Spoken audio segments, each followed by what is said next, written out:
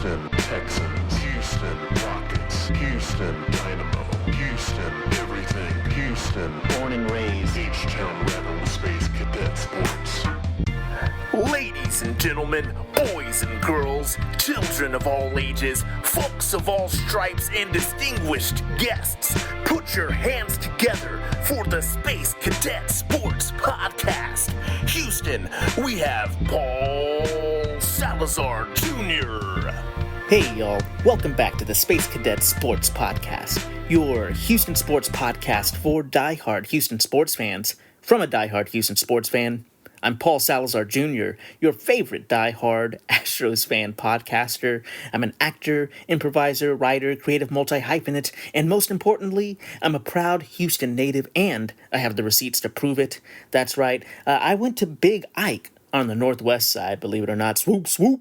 I spent the last decade or so as a comedy writer in Los Angeles, and now, well, I'm podcasting. That's what happens when you hit 10 years out here. You start absent-mindedly calling it the 10 instead of I-10, and you start podcasting. Welcome to said podcast. Space Cadet Sports started as a passion project because most media is infuriating as a diehard long-term fan of the Houston Astros and your other Houston sports teams. Here we aren't doom and gloom casual fans, or worse, the national media haters. We love our teams and root them on, but we also want to try to discuss the ins and outs of these teams without too much homerism. The key word here, of course, is try. I'd like to welcome returning listeners, and of course, welcome returning listeners, or new listeners, oh my goodness, to this mumble fest that my brothers call the Paul Broadpod Ball Blog. Hey, brothers. Goodness, I'm struggling here. Shout out to my brothers. Shout out to Arrested Development fans. Shout out to my old speech teacher. Check out spacecadetsports.substack.com for the full blog experience, or the full blog experience, depending on your interpretation of my mumbling here.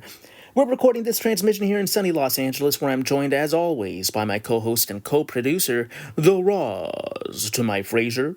Carla, the dog, is here with me today, folks. Longtime listeners of the pod know that she may get on mic from time to time. That's right. She's got the hot takes on this podcast. I've got the cold, reasonable takes in this world of sports hot take journalism. I thumb my nose in that direction, I guess. If you've listened to this podcast, you know we try not to dive headfirst into sports hot take mentality. We don't try to go for clickbait here. We want to talk about our teams. We want to do it in a positive way. We don't want to, beat up on players or hate on the organization in any kind of way. We want our fandom to kind of be positive and not toxic, not bring us down. There's all kind of crazy things happening in the world right now. Save your energy for those fights. Okay, people, save your energy for those fights. This is supposed to be something that brings us joy. So yeah, we are gonna, of course, talk about frustrating times, but we don't want to just go full anger and full tilt just for clicks, just for attention. That's not what we do here. Folks, on this episode, the Astros beat the Red Sox in a big series and maintain their small lead in the AL West. The Texans continue to march towards the regular season. The Comets might make a comeback, and the Rockets take the biggest L as an organization today with the scheduled release. Oof, we'll get there, folks. G'day, mates! Before we get further into the podcast, I'd like to wish a healthy g'day, mates, to all of our Australian listeners and all of the H-Town hustlers out there. Oh my gosh, I spoke so quickly. I feel like I need water. I need my coffee, folks. But let's go ahead and get to it before I take that coffee break. There's a break around the corner for me. I don't want to be that lazy. Got plenty of talking to do before I get a coffee break. The Astros take the third game of this series against Boston just a couple of short days ago. Today is Friday as of the recording of this podcast. The Astros are currently, in this Friday afternoon, they are 1.5 games ahead of the surging Seattle team.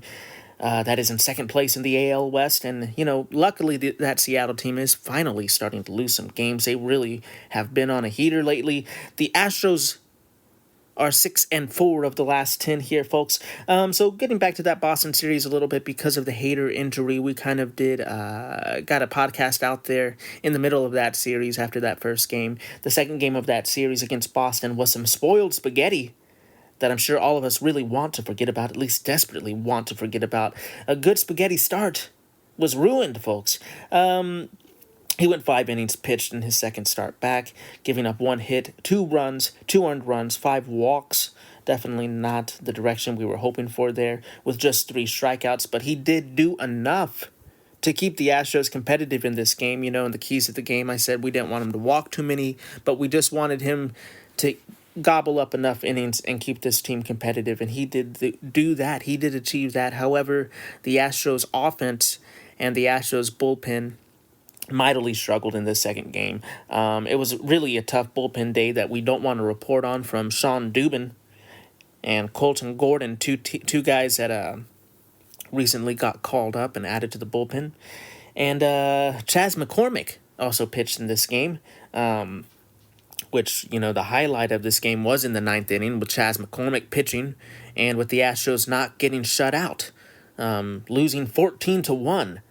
So really, woof, not a good game, not a game that we really want to talk about too long. It's one of those games that you put in the rearview mirror. We talked earlier in the podcast, we want this to be a positive thing, so if we really wanted to get angry about it, we could dive into that game and really pick it apart and get frustrated. But luckily, the next day, the Astros won a baseball game. We got to forget about that 14-1 loss, and we get to talk about a won series and the Astros still being number 1 in the West. Obviously, if the Astros lost this series, it probably would be another tune. But let's talk about that third game. The Astros and Hunter Brown bounced back with a 4-1 win and won that series 2-1 the next day. Hunter Brown pitched 6 2/3 innings. He gave up 6 hits, 1 run, 1 earned run, 3 walks, and 4 strikeouts. And Bennett Sousa got a hold in his stretch setup role, going 1 1/3 of an inning. And Brian Abreu was throwing heat, throwing 101-mile-an-hour fastballs in his first save of the season. Brian Abreu looked like he was willing and happy to help Josh Hader in that 9th inning, now that Josh Hader is injured. Looking ahead here, obviously, like I said, if the Astros lost this series, it probably would be another tone that this podcast is taking. But right now, the Astros were able to get the win. They feel like they're climbing in the right direction. It feels like Seattle is losing a little bit of wind in their sails, and hopefully they're coming back down to earth. I don't think the Mariners are going to play as amazingly as they have played this past week for the rest of the season. And I don't think the Astros are going to play as terribly, or inconsistently, I should say, really, as they have played the last couple weeks the rest of the season either. I think that they'll both kind of return a little bit to form, and this will be a tight race. I'm not saying this is, not to worry about it. This is nothing. Going into this season, we really said that this was going to be a really tight race for the Astros to win the AL West compared to the last couple of seasons, truthfully. And, it's feeling tight. But, that's generally how these division races go, fans. We've just been spoiled by a great team, so we just think we're entitled to win divisions. That's not how it goes. They do have to go out there and they have to outperform the Seattle Mariners. But I'm still thinking that's possible. I'm not stressing about that, because mainly I know Hader's out, but Abreu in this last game, you're picking up his first save of the season. I think this is just something to remember. A couple seasons ago, when the podcast was just starting and we were getting Josh Hader on the team, before we got Josh Hader, I was out there talking about how Brian Abreu could potentially leapfrog Ryan Presley to become the next closer of this team. Abreu does have the stuff. It's good to see Abreu step up into that spotlight and get the close. I say let the kid shine.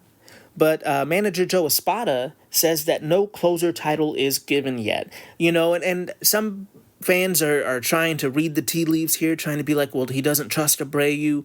I really think what he's going for here is not giving somebody a title, not giving somebody the 9th inning no matter what, and letting Abreu play the biggest leverage moment in the game, whether that's in the 7th, the 8th, or the 9th, whether that's because the biggest hitters, the heart of the lineup is coming up at a certain time, or whether it is a big moment with guys in scoring position, or whether it is the 9th inning to close it out. I'm thinking Joe Espada's philosophy here is no matter what the position is, no matter what the inning is, if it's the biggest moment of the game in the late innings, put Abreu in that situation, even if it isn't the 9th. So that's how I interpret it. If you think I'm a little delulu, if you think I'm being a little homerish, definitely let me know. But that's kind of how I'm interpreting that. And I think that gives this team the flexibility that they're probably going to need to utilize this bullpen that is searching for some bridge guys. Hector Neris is not on the team. The reports that Ryan Presley might join the team have been negated, with sources saying that that's most likely not going to happen. I said that I didn't feel like that was likely just because they're looking for flexibility and bringing a guy in that's most likely going to want to pitch in the 9th.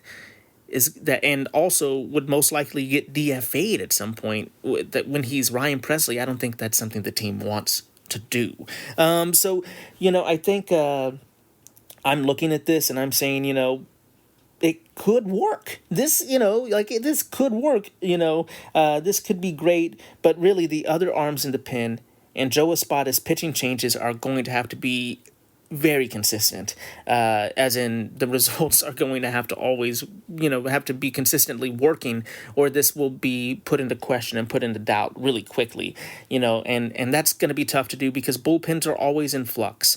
So this definitely makes things a whole lot more difficult for the Astros. I'm not saying I'm a little optimistic, so just mail it in. We won the West. There's still going to be 3 weeks of no Josh Hader. It's official. He will not be throwing for 3 weeks. He has a left shoulder capsule sprain.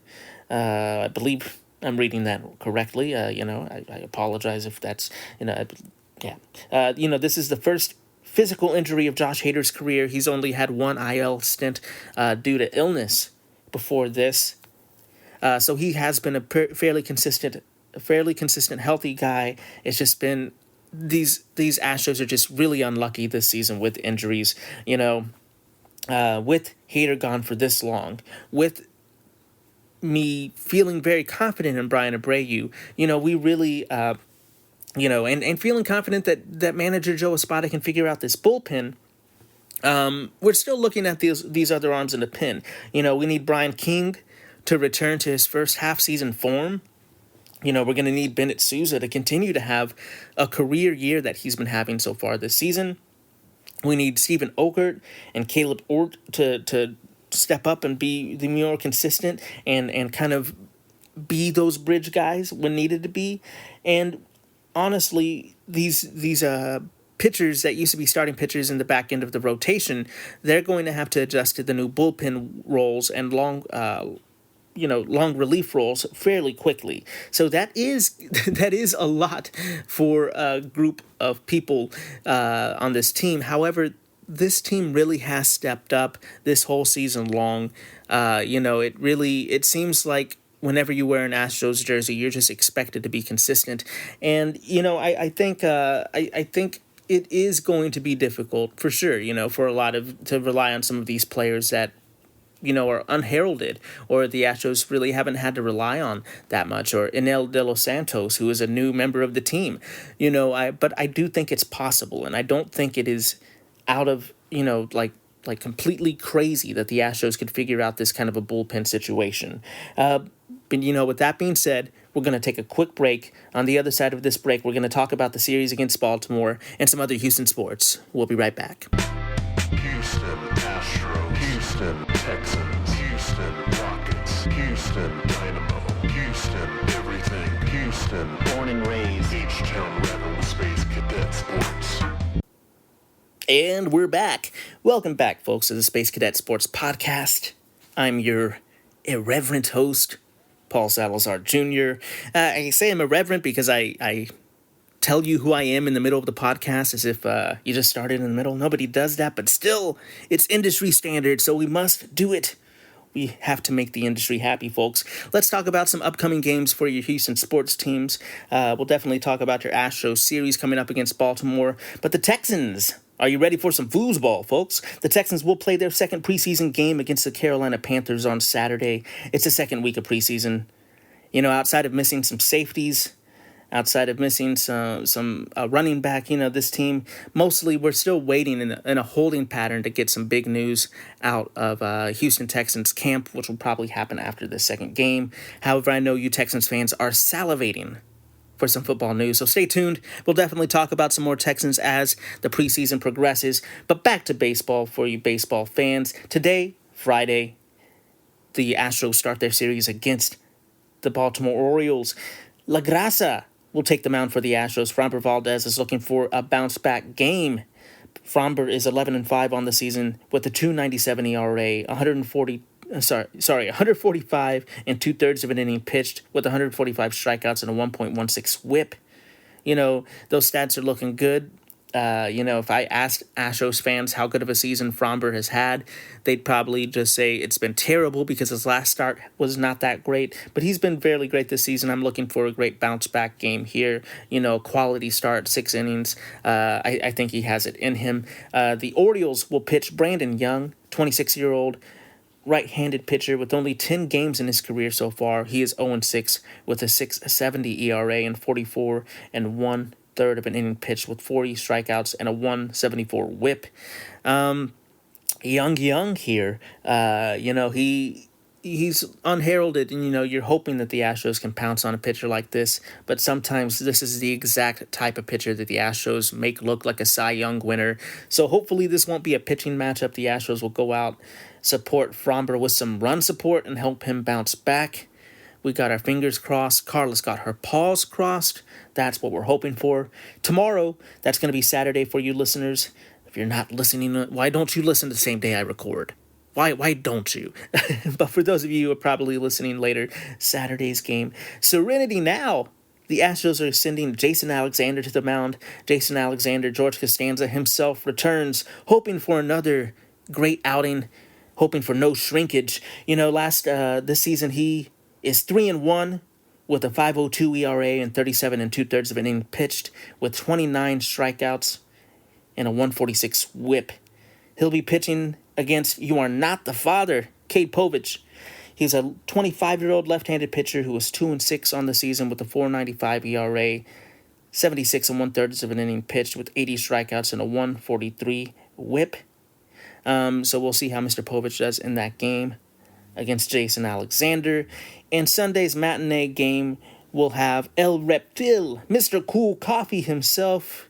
Christian Javier gets his second start of his season coming back from Tommy John surgery. He obviously had a pretty good game his first game back.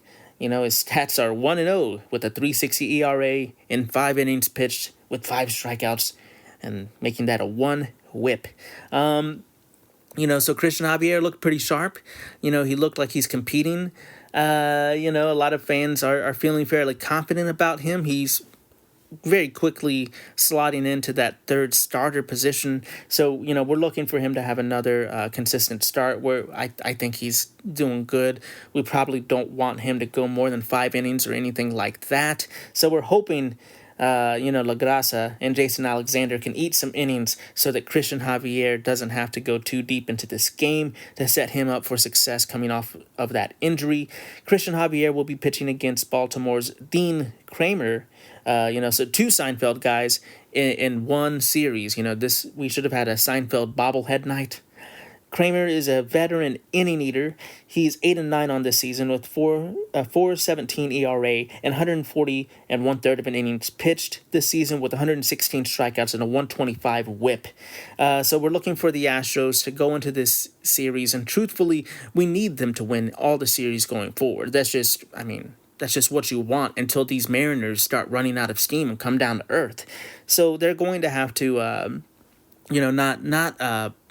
to play with some fire. I really think this lineup hopefully will be able to carry and support the pitching staff instead of the other way around as it has been the first half of the season. We're hoping this lineup can fire up and can get a lot of runs, and there won't be any lopsided games like there was against Boston unless the Astros are on the other side of that great score. So a lot of fans are looking in the rearview mirror. A lot of fans have started to panic, and you're probably asking me, Paul, is it time to bust out the official Space Cadet Sports Houston Astros panic meter this season? You haven't done it, and it's August. Well, I say cálmate. I don't think it's time to panic yet. All of the pundits are definitely taking the Mariners right now.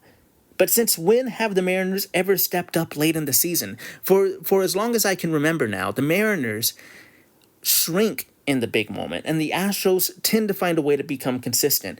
Every season, the Astros keep on keeping on, and the Mariners kind of fade away from the spotlight. So we're going to have to see how these next couple weeks look before we start crowning this team that hasn't worn a crown in quite some time. I think this is just the buzzards in the media. This is just the haters that have been circling the Astros for a long time, just waiting for them to fall down, because honestly, it's because the haters need the clickbait. You need clickbait. You need the looks. Angering people is how you do sports journalism nowadays.